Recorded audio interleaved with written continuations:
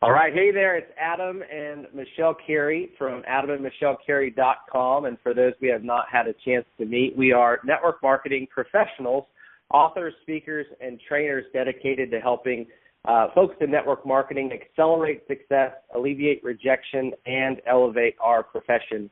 Now, we've got an exciting conference call for you all tonight. I was able to secure two very special guests to join us and impart some invaluable wisdom with everybody.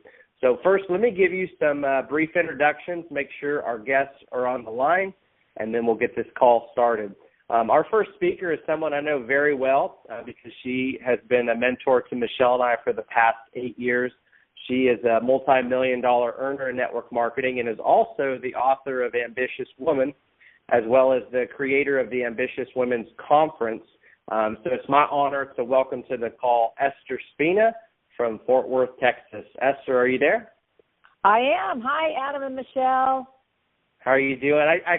I'm so used to welcoming Adam and Michelle. Michelle wasn't able to be with us on this call, but I will definitely pass on the greetings. Where are you calling in from tonight, Esther? Are you traveling or are you at home?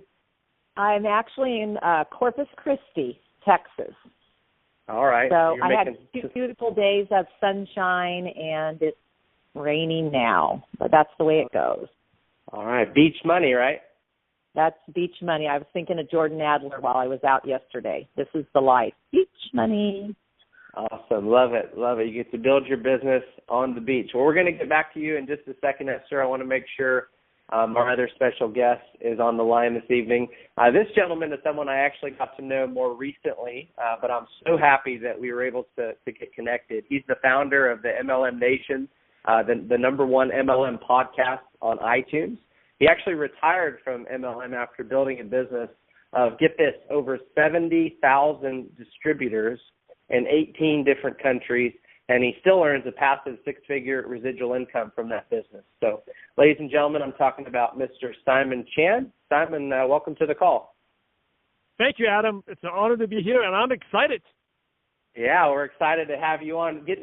Tracking both of you down and matching up both of your schedules, I would say, is next to a miracle. So we're excited to have you on. I know the listeners are excited to take notes. And are you traveling, Simon, or are you calling from home, or are you on one of your morning runs? No, I'm at home. I actually don't do as much traveling nowadays, so I'm in the home with my boys. Great. Family man. Well, I got just a couple questions. I know 30 minutes can get eaten up pretty quickly. So what I'd like to do is actually just kick the call back to Esther. And Esther, for those that don't know you, I was hoping to give everyone just a snapshot of your entrepreneurial journey, your background prior to network marketing, and talk about also how you got introduced and bring us up to the present time. So I'll kick the call over to you. Okay, great, Adam. I don't want to give too much away because I got a great long story. It would definitely take me a lot longer than a few minutes on a phone call with you, but I want to let you all know that it is a great journey, this network marketing business. But you have to start somewhere. And I started in construction business with my husband some 25-plus years ago. So ran a traditional business. So have that headache of knowing that you've got employees and you've got to work and sell stuff and make money. And along the way, I moved from California to Texas and got into outside sales and made good money, and it was the same thing, though. I was only as good as my last sale. I never knew about residual income, Adam. I heard of it, but I didn't really know what it was. I thought maybe only wealthy people had this passive residual income. So 9 years ago, when my 25-year-old son walked into my office and asked me to take a look at a network marketing company, and he had just graduated from college with a finance degree, I was pretty horrified at that moment. I was thinking, oh, my gosh, get back to your job. Those are scams. I just didn't really realize or understand, and I think I hear this from you quite a bit, Adam. You always say you don't know what you don't know, and I didn't know. Yep. But out of respect for him, I did take a look at network marketing. And that was August 7, 2006, and I have not looked back because it truly created that passive residual income that you hear about that maybe you haven't experienced. And so not coming from a professional network marketing background and never doing network marketing before, I always say to people, if I can do it, you can do it. So yeah, a couple of things I wanted you to include, because I know your story very well, and I know David very well. Is what did he say? Because I know he persisted for quite a while. What was the script or the line, or what was it that got you to actually go and take a look? Were you just protecting your son, or was there a tactic? Yeah, that's a good question, because I still use it to this day to talk to people. And he came into my office every day for like 2 weeks, and I just looked at him and would go, no, I'm not going to look at it. He came in on this one day and said, Mom, I value your opinion. Will you just take a look? So when someone says these two things to you, they value your opinion, you're like, well, okay, he values my opinion. Great. My defenses came down, and so, yeah, I'm going to show him my opinion. And and I was going to. And number two, just take a look. So he didn't ask me to join. He just asked me to take a look. Well, that's non-threatening. And so when those two phrases were presented to me, my defenses came down and was like, sure, I'm going to go take a look, and then I'll give you my opinion, because that's what he asked me to do. Well, little did I know, on that very day, at that very time, not even having to think about it, when I saw the opportunity, I got it. And so, I say it works every time. I tell people now, and I've built my business this way, hey, I really value your opinion. Would you just take a look and see if it makes as much sense to you as it does to me? And when you do that way and not ask people to join, they're more inclined to, A, take a look, because that's what we have a problem with most of the time, is getting people to even look in the first place. You have this great success. Yeah, that's so good. That's probably the number one. I mean, that phrase right there, that bullet point is worth millions of dollars, because if you look at the people not having success in network marketing, it's typically because they're trying to convince people to get started when they haven't even seen anything. And at the end of the day, we only want to work with the volunteers. So just get them to look. And once they, like you were so skeptical, but once you saw it, I mean, there was no talking you out of it. And millions of dollars later and thousands of lives, changed. It's a powerful, powerful phrase. So obviously you can't share 9 years of success, but did you have a lot of initial success? I mean, obviously, I don't think anybody's born, at the leadership level that you're at currently, but do you have anything you can share that's taken you up to this point? Well, people ask me all the time, how are you successful, or how did you do it? Because sometimes they look at me now and they think I was always like this, or like you said, I was born into this, or I just walked into it and these miracles happened and I made millions of dollars. No, I'm like everyone else that could be on the phone right now, everyone that will hear our training. It is about, we all have the same opportunity. And I think that you have to have a mindset of never giving up. You're not going to try network marketing. Don't try the opportunity. If you try, you're probably not going to make it. But that day I made a sincere commitment, minimum, a 2-year on fire, passionate, get up every day, go after my why, which is to retire my husband, because he was retiring and with no retirement pay. And so I think we always talk about the why, but on top of that, you just have to have the never give up attitude, and you're in for it. And that's just what I did. The thing with me, Adam, I just never gave up. I just never gave up. Yep. Something I've learned from you, Esther, is you always preach, make the decision one time and don't waver back and forth. And I definitely have I've learned that from you, and we've implemented it, and we've now taught it over the years. So I definitely appreciate that. I want to kick the call back to Simon, and then we're going to get back to you, Esther. Simon, just same story. If you could share a little bit about your background, your entrepreneurial journey, and I'm kind of curious to hear how also you got introduced to network marketing, and talk about some of the things you're doing now. Sure. My parents, were the immigrants, typical the rich dad, poor dad, the poor dad. My parents came over to the U.S. in 1969. They were like, no money. Well, my dad studied, and at that time, my parents actually lived in a tiny 400 square foot studio in New York. And my dad went to medical school, and he grew up in a tiny house with like 5 brothers and sisters in a 2-bedroom apartment, where the front was a hardware store, and the back was the 2 bedrooms where they lived. And so he knew back in that time, you study, work hard. He became a doctor, came out to the U.S., and he practiced he did his residency in New York. That's where I was born and raised. And so he worked, and we were kind of got lucky. We had a great life growing up.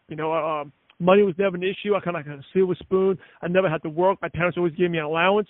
And my parents thought education is the way. So school, right? So during the whole time, I never really got close to my father because he was always busy working. And I still remember when I was 10 years old, I was a huge, Yankee fan, and my heroes were all the Yankees. Those were my idols. And then I remember my dad would play baseball with me a little bit, and then one day he just stopped playing because he was so busy at his private practice, his clinic, and at the hospitals. Even the weekend, he would make his rounds at the nursing home. They never time. And when he was home, he was spending time with my mom, right, to keep the marriage going. So to me, I grew up knowing that money wasn't everything. So flashback 10, 15 years later, I studied. I got into good university, and I followed based on what my parents told me. And believe it or not, I got a dream job working at the NBA, the National Basketball Association. Now, wow. I'm a guy who I used to be able to look at every player, even the bench warmers. Okay, that's how big a fan I was. Even the bench warmers can tell you their name, recognize their face. So working there was a dream job. And long story short, I became good friends. If you work hard enough, I became good friends with the first Chinese player to make it to the NBA. This guy, Wang Jiji. You can go to Google, looking up Wang. And he asked me to leave the NBA to be his agent. And to me, I didn't know anything about business, but because of friendship, he trusted me. We hung out. He played for the Dallas Mavericks, and then he signed over to Clippers in LA, and that's why I moved from New York to Los Angeles. So I was out there. Soon on we joined up a big agency, and I ended up specializing in bringing American players who weren't good enough to play in the NBA to bring them overseas in China and Korea to play. And I just realized I didn't like what I was doing. It was like a rat race. The novelty of working with players wore off, and more importantly, I realized I didn't have any money. But worse, just like my dad, I had no time either. I was just going down the same. I said I was going to be a doctor like my dad, but I'm doing something else, but following the same footsteps. And the worst is I actually didn't have any money because I just got lucky being the friends of the player who became the sports agent. And I had no interest in being an agent. It was just such a shady and slimy business. So at the same time, I read someone introduced to me. I was looking for a change, right? And I think I always tell people your best prospects are the ones in transition. And I was definitely in transition. If you had approached me 5 years ago doing my dream, quote unquote, dream job, I was excited. I've never been interested in anything else. But now 6 years later, I'm like, frustrated. I'm sick of the NBA now. I don't even like it anymore because it's all about, I'm not making money. I'm more mature. I have a serious girlfriend, but nothing was working out one at a time. Okay. And that's when I read Rich Dad Poor Dad. And from Rich Dad Poor Dad, I got interested. All right, I need to start a business. I need to have something, but what type of business? I have no money. So I looked at it in franchising. But I was going to do a Subway franchise, but it cost over $250,000 to get started and all that. I didn't have the money. So that's when I read the second book, Cash Flow Quadrant, Rich Dad Poor Dad. And around the same time, I always believe God has a purpose. I read Purpose Driven Life, and this was in the summer of 2003. And I realized God's purpose for me was to have a positive impact as many lives as possible. And believe it or not, around the same time, I feel like God answered my prayer. I learned about network marketing through Cash Flow Quadrant because Robert Kiyosaki talks about network marketing is a great way to build a business, be in the B quadrant. So I was like, network marketing sounds too good to be true. I did my research, and I found out, network marketing really, a lot of people think it's about sales and selling people, but it's not. It's really about coaching and empowering others.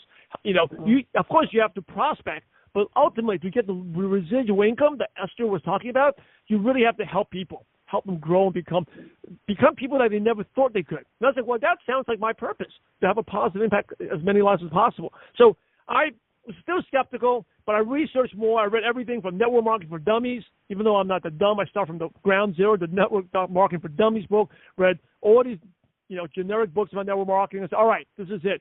So believe it or not, Adam, no one sponsored me. I actually just I found a company. I went to Google and just typed in the name of the company, Los Angeles. I found this guy's phone number. I called him and said, hey, I want to get started. How do I sign up? Sign me up. And so that's how I got started in this profession. That lucky wow. Guy. Yeah. I think everybody. Don't have many people like that, right? Hey, but the reality is it does happen. Just, we just heard it from you. And, I mean, I'm reading your bio, over 70,000 distributors. If you're not in the game, you may never have something like that happen to you. So, I mean, every once in a while, somebody just gets extremely blessed. So I'm sure that guy is pretty thankful, huh? Well, you know what? The guy at the beginning, like I said, here's the unfortunate thing. He would be very, very thankful today, but unfortunately, he quit. So all the residual income, the volumes I'm bringing him, he doesn't even earn one penny. So that's the first lesson. You never quit because you don't have a crystal ball. You never know who is going to be good.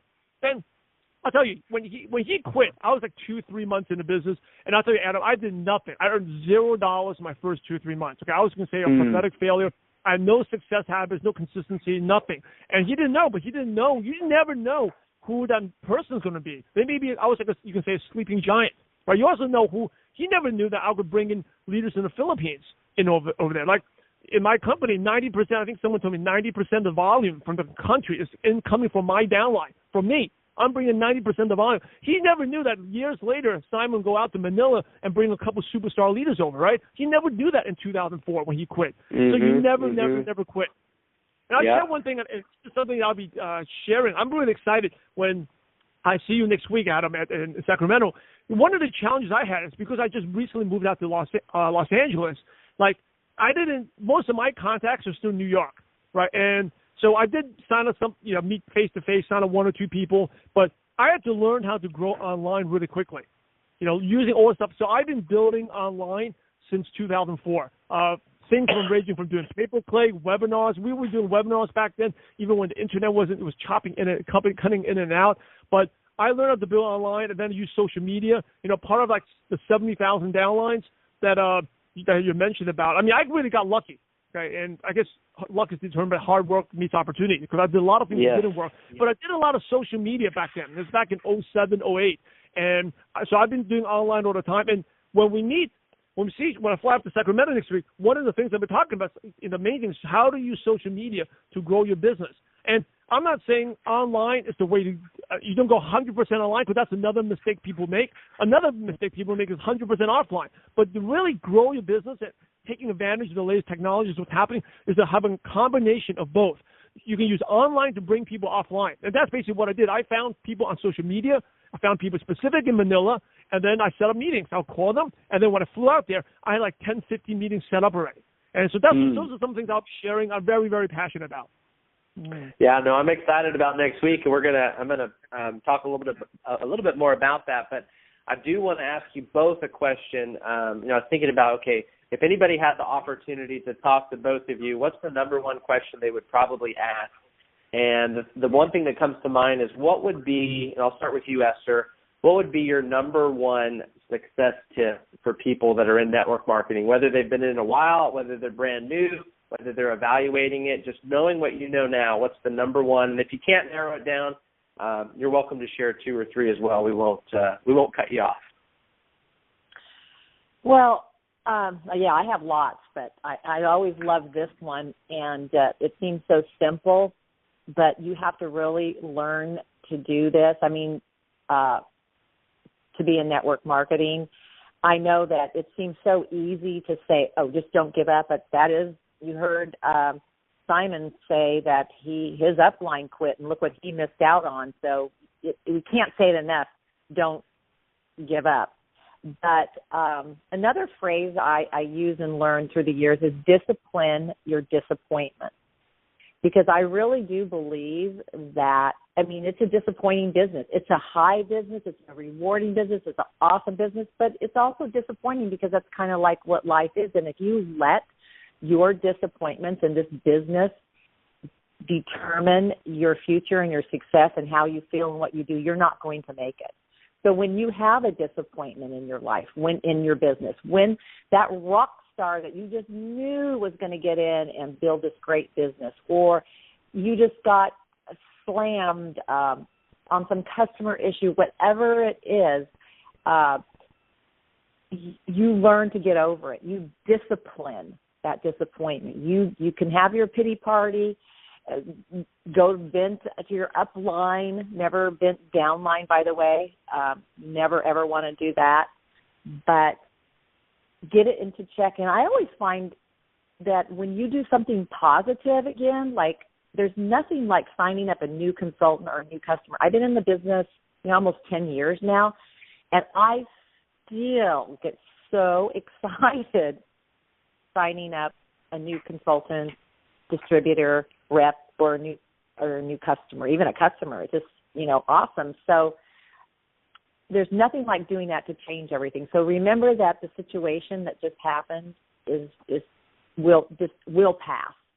So yep. I think if people learn to discipline their disappointment and move on and do something positive and wait for that next thing, and that goes along with not giving up. If you don't give up, then that next high or that next sale, that next rep is going to come into your business. I love it. That's great advice. I love what John Maxwell says in relation to that is, you're on the road to success because it's uphill the whole way. You're always right. learning and adapting and adjusting. How about you, Simon? Do you have a number one success tip that comes to mind now, especially since you've kind of moved to more of a coaching and training role of what you're doing with the MLM Nation podcast? You get to interview so many leaders. Is there one that resonates with you the most? Well, the number one success tip is very simple for me. It's self-development. And, I may be talking fast, but I think, I'm from New York, and I'm loud and proud to be a network marketing professional. And when I get excited, I talk really fast. So I'm talking fast for you all out there. I'm sorry. I'll do my best to slow down, okay? But I'm just loud and proud, excited. And so one of the things I love about network marketing is one of my beliefs. It believes it allows us to fulfill our unlimited potential. Every one of you out there listening have unlimited potential that has not been tapped. It's like a gold mine. And because of the programming, the way we're raised in schools, the schools raise us, to be employees, right? So a lot of this talent that we have is never brought out. And so for me, Adam, and if you actually met me, some of my friends who knew me in college, they can't believe what I'm doing now because back in college, I was a kid, again, English is my second language. I speak fast. I speak funny. I have a lisp. I had low self-esteem. By the way, I never even dated a girl until I was like 25 or something. She's in my 20s. So I had a low self-esteem. And in class, I would just sit in the back because if class participation was 25% of the grade, I'll sit in the back and say, hey, forget it, I'll just get a B. That was my whole attitude. But network marketing, I never knew there's a talent of being able to speak, being able to run like an MLM Nation podcast and empower millions of people. I never knew that. And network marketing was the thing that got it out. And how it got it out was all through self-development. And if people asked me, what's my secret? I came from sports. All I knew was basketball. I know football. I know hockey, but I didn't know anything about business. I never did business. I never did marketing. All I know is how to be a good student and a good employee.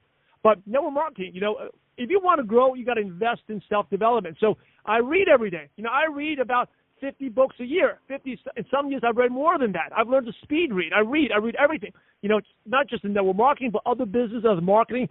And I invest in going to events. Right? That's why you have to go to the events. That's why, Adam and I, we were at the event, right? We were at GoPro recently. You have to invest in the event. And even if 95% of the event is garbage, whatever, if you can learn one thing and apply it, that's all it takes to take off. 1 year I went to one company convention. I learned one tip without me doing anything, earned me extra $85,000 a year. Okay? And I'm not going to share what that tip is. If you meet me in person, I'll let you know what it is. I read books. Okay, I read books. How my website, how did I quit MLM Nation was podcast.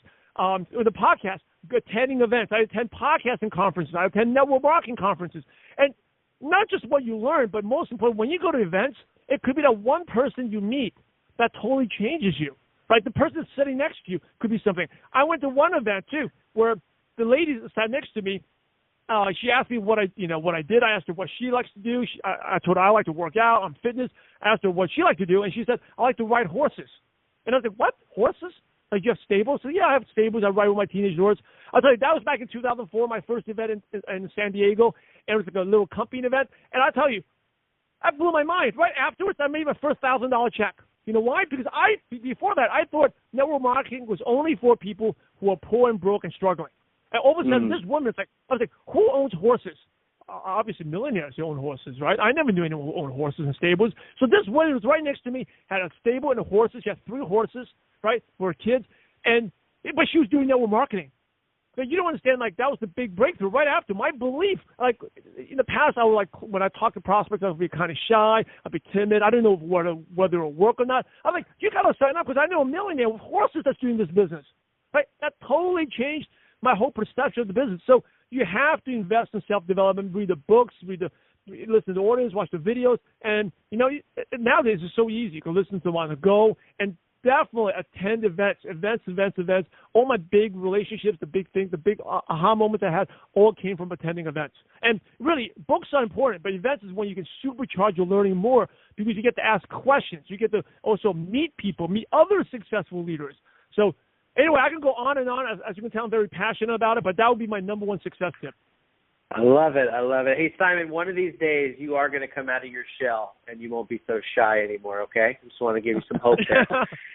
No, I'm getting fired up just listening to you. It's okay. You can talk fast here in California. If you go do an event with Esther in Texas, you might have to slow down for them.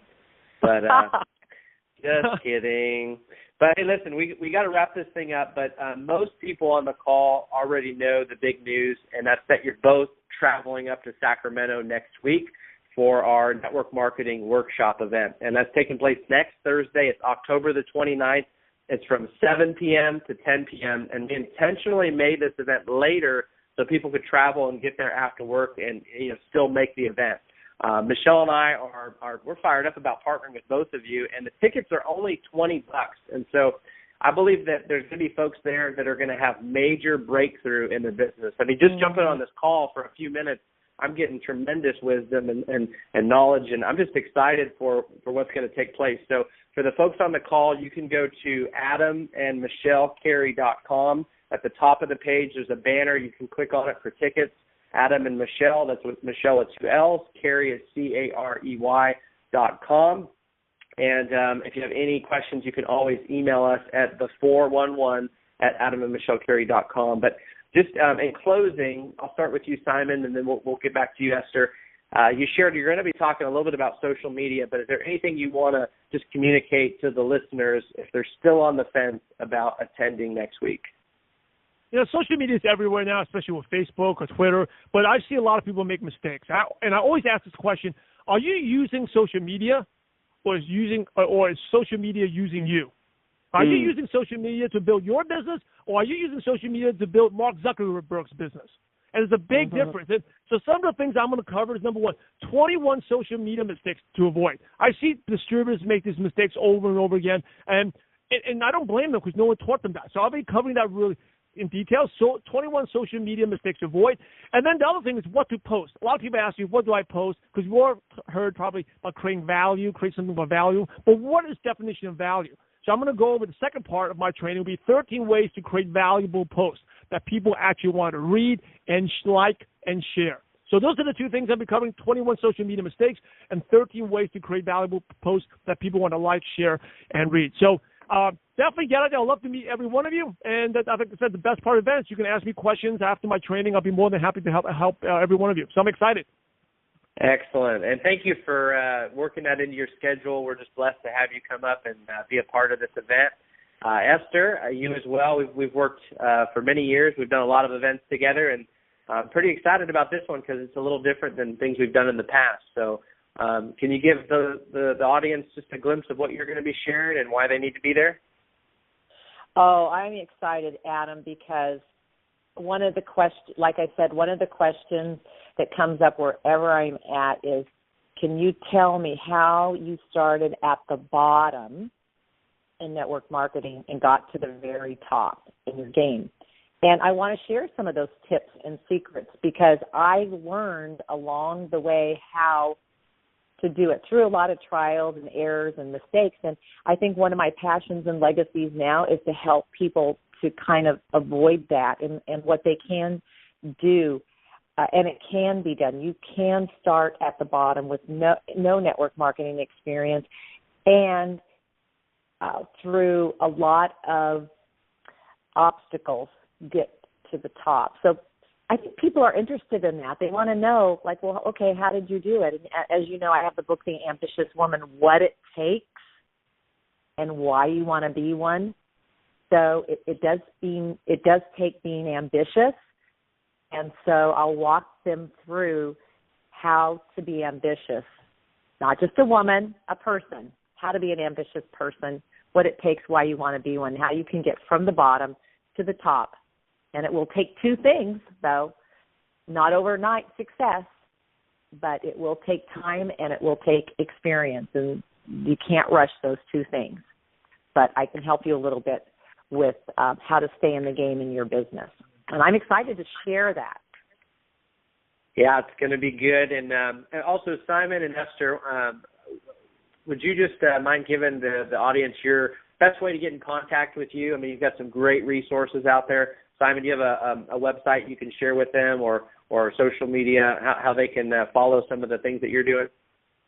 Yeah, the two easiest ways, just go to mlnation.net, okay, mlnation.net, or you can go to Facebook and look for Simon Chant or ML Nation and just message me there. I check it every day, and I'll be excited to hear from you. Okay, great. And Esther, what's the best way that they can follow you and get a hold of some of your resources? I think Facebook, the fan page on Esther Spina, so S-P-I-N-A, Esther, E-S-T-H-E-R. All right, and you can follow Esther there, get all the details on her book. Esther@EstherSpina.com, yeah. Will you share that last one, Esther, one more time? Well, Esther Spina, EstherSpina.com. All right, perfect. Well, ladies and gentlemen, thank you for being on tonight's call, and make sure to get out next week to our network marketing workshop event so you can meet them in person. You can hear what they have to share, and there's always great nuggets and conversations before and after. You just have to make it to the event. That's where the magic happens. So I just want to thank our guests again, wish everybody the best, and we'll see you next week. God bless you guys. Can't wait, Adam, Simon, to see you, and we won't disappoint. So we look forward to seeing each and every one of you come out. And let us know that you were on this call. Absolutely. Thanks for being on. Thanks, Simon. Thank you, Esther. You're welcome. I look forward to seeing everyone in a week. See you there. Bye.